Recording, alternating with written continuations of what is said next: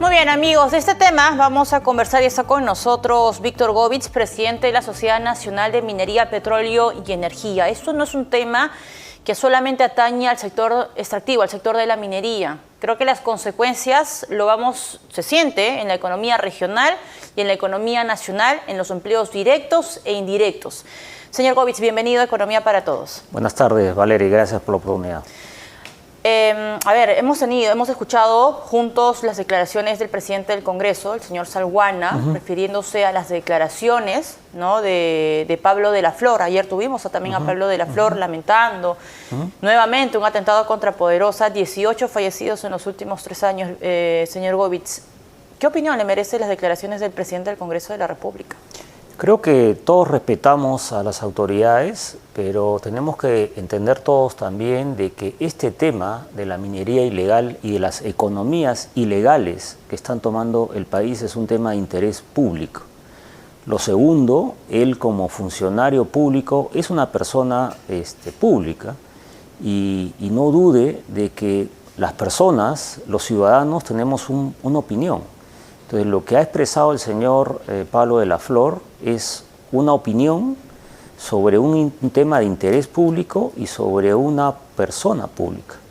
Creo que hay respeto, hay libertad de expresión y creo que todos sabemos de que el señor Salguana, abogado de profesión, ha ejercido la abogacía y la sigue ejerciendo en la región de Madre de Dios, donde hay minería ilegal, y entonces uno suma puntos y llega a conclusiones, y por eso quizás en su momento el señor de la Flor va a poder tener los sustentos para explicar por qué ha dado esa opinión, ¿no? Porque se habla de vínculos directos del señor Salguana con la minería. Creo que todos sabemos que el señor Salguana es, como dije, abogado y en el ejercicio de sus funciones, de su ejercicio profesional, ha patrocinado a mineros en Madre de Dios. Quizás él es el que tiene que aclarar ese punto y creo que en la investidura que ha alcanzado tiene que tener la responsabilidad de abordar el tema de fondo. Lo he escuchado hablar de que el tema no es el reinfo y claramente es un concepto errado. El reinfo es el instrumento que se está usando de manera ilegal y criminal para comprar explosivos, para robar mineral, para procesar mineral en plantas que no tienen minas y para finalmente exportar. El tamaño del problema excede, al día de hoy es la actividad criminal más importante en el país y lo que estamos viendo, lo que está sucediendo en los ámbitos urbanos, por ejemplo, el día de hoy con el transporte público, es parte del mismo problema, tiene la misma raíz. La criminalidad, los actos criminales, las economías ilegales siguen avanzando, y un poder del Estado tiene que tener una posición más proactiva y más clara, más decidida. Yo no la veo porque claramente lo que tenemos que debatir, y eso es lo que venimos insistiendo, hay una propuesta prepublicada por el Ministerio de Energía y Minas, que todos han tenido acceso a leerla, incluso los congresistas, con fecha 17 de julio. Y eso lo que pretende es lo correcto, que es entender de que no puede haber un minero en formalización. Esa figura, ese limbo, es la que hace daño y lo que tenemos que es debatir formalmente, de manera seria, una ley que permite la formalización y convierta a los mineros en artesanales o pequeños mineros. La escala mediana y la escala grande está muy bien regulada, pero lo que no podemos, repito, es aceptar que una autoridad del Estado, de la investidura del Congreso, diga que el problema no es el reinfo. El reinfo es el problema de fondo y esa falta de claridad realmente preocupa.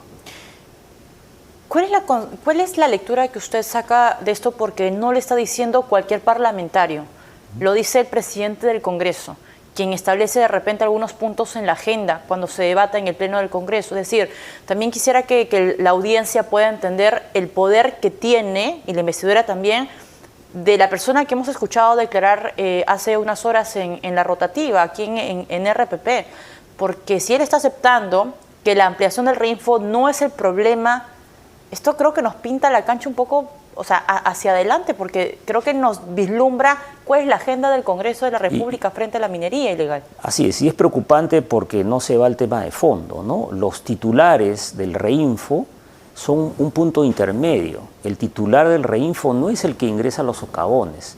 El titular del Reinfo es la persona que se pone al centro y que después, con ese documento muchas veces fraudulento, que le permite estar en este limbo que he comentado, compra el explosivo y luego lava, en buenos términos, lava el mineral que roba, lo procesa en plantas y permite a esas plantas después exportar el oro. Las cifras son clarísimas, el oro formal escasamente son 3 millones de onzas anuales y lo que exporta el Perú supera los 5 millones de onzas al año. Es decir, hay 2 millones de onzas, a precios actuales de 2.600, más de 5.000 millones de dólares que se está escapando, regularizando, formalizando, entre comillas, a través del Reinfo. Ese es el tamaño del problema. Entonces, negar eso y negar que esta economía ilegal está dispuesta a matar personas, está dispuesta a atentar contra infraestructura pública, está dispuesta a derribar torres por la codicia, es negar la verdad. Es negar la verdad y la responsabilidad de una persona de esa investidura es convocar al debate y no hacer que el tiempo pase. Por eso también estamos exigiendo al Ministerio de Energía y Minas que esa prepublicación del día 17 de julio formalmente la presente al Congreso. Lo que no podemos esperar es que llegue, estemos a puertas de acabar el año y dada la situación, digamos, bueno, vamos a volver a extender el Reinfo. Extender el Reinfo es extender la criminalidad de este país. ¿Usted siente, se percibe, señor Govitz, desde su cargo como presidente de la sociedad, percibe un rol presente del gobierno? Es decir, ¿está el gobierno tomando las riendas de un problema como este o se les está yendo de las manos como estamos viendo con el transporte urbano? Está claro que el gobierno no tiene una bancada, está claro que el gobierno, al no tener bancada, tiene una posición muy débil respecto al Congreso, pero lo que le corresponde al Poder Ejecutivo, a pesar de esa situación adversa, numérica, tiene que ejercer el liderazgo. De alguna manera, el haber asumido esa investidura de ser el Poder Ejecutivo lo obliga, tiene una responsabilidad y esa responsabilidad lo debe llevar a presentar y debatir formalmente un tema que es neurálgico para el país y le corresponderá a los congresistas, a los 130 congresistas, poner en debate este tema y enfrentar con su decisión lo que corresponde, lo que es lo mejor para el futuro del país. Y creo que en este caso, discúlpame, la prensa nos tiene que ayudar a ser visible, a que esos 130 representantes que hemos elegido tomen responsabilidad por la decisión que van a tomar a este respecto. Sabemos que el titular de Energía y Minas, el señor Rómulo Mucho, conoce más, digamos, el sector de la minería, ha trabajado muy ligado, digamos, a esta actividad económica. Hemos tenido la oportunidad de conversar con él. Tiene iniciativas claras con respecto al tema de Reinfo, que tiene que llegar a su fin. Están armando la ley famosa, la ley MAPE, ¿no? un marco legal. Pero la presidenta de la República es quien personifica justamente el Estado, de acuerdo a la Constitución, ¿no? Y se ve bastante ausente. ¿Cuál es la opinión que tienen los gremios? Ustedes cuando conversan, sí, ¿qué lectura tienen? Mire, primero tengo que partir diciendo que conocemos, como bien dices, al ingeniero Mucho y todos apreciamos su carrera profesional, su trayectoria personal y profesional, es impresionante, meritoria, pero claramente lo que me corresponde en este minuto, con ese mismo aprecio que le tengo, es invocarlo, exhortarlo a que presente formalmente esa ley MAPE que está prepublicada desde el 17 de julio. Porque tenemos que hacer visible quienes están a favor del desarrollo del país, quienes se apuestan por el desarrollo de las futuras generaciones y quienes siguen jugando en la coyuntura, siguen con sus agendas personales. Tenemos que llevar ese debate. Si ese debate nos lleva a que eventualmente sea interpelado, que sea sancionado por los congresistas, creo que esas son las cosas que uno debe enfrentar cuando asume un cargo como ese de ministro de Estado. Tiene que tomar las riendas, o sea, tiene que tomar liderazgo y saber de que al tomar el liderazgo va a ser visible el problema y va a permitir que la población y todos reconozcamos quiénes son los que están a favor del desarrollo del país y quienes lamentablemente apoyan el desarrollo y el crecimiento de las economías ilegales. ¿Usted percibe que el gobierno no se quiere comer el pleito del Reinfo? Tengo la impresión que, como digo, el gobierno tiene muchos puntos débiles, muchas agendas que le preocupan, muchas agendas seguramente más personales y no de estadista, no del país, y eso sin duda influye. Pero repito, aquí está en juego la economía, el territorio. Tenemos ejemplos en la región, me refiero en América Central y la América del Sur. En los años 80, en los años 90, el narcotráfico en Colombia casi toma el control del país. Entonces, estamos no muy lejos de esa situación. Y eso es lo que debemos ser conscientes, y nuestras autoridades, que han sido elegidas en un proceso democrático, tienen que asumir su responsabilidad. Entiendo entonces, porque a ver, hemos cubierto varios eventos de minería, estuvo la presidenta en otros países, el mismo ministro en Perú, en Nueva York, de manera virtual, ¿no? Se coincidió esto, digamos, con los ajustes del gabinete, él se mantuvo. ¿Usted ve alguna coherencia entre el discurso del gobierno / Minem con las acciones frente a esta situación de Reinfo? O sea, ¿lo están haciendo bien? O sea, ¿ve una coherencia? Ok, mi discurso que llama a la inversión privada, digamos, del sector de la minería, ¿va de la mano con las acciones? Mire, no puedo negar de que el Ministerio de Energía y Minas ha preparado un documento perfectible, seguramente debatible, que es esto que he mencionado, esta ley MAPE, que ha sido prepublicada el 17 de julio. No puedo negar que hay un esfuerzo ahí, pero no es importante, pero no suficiente.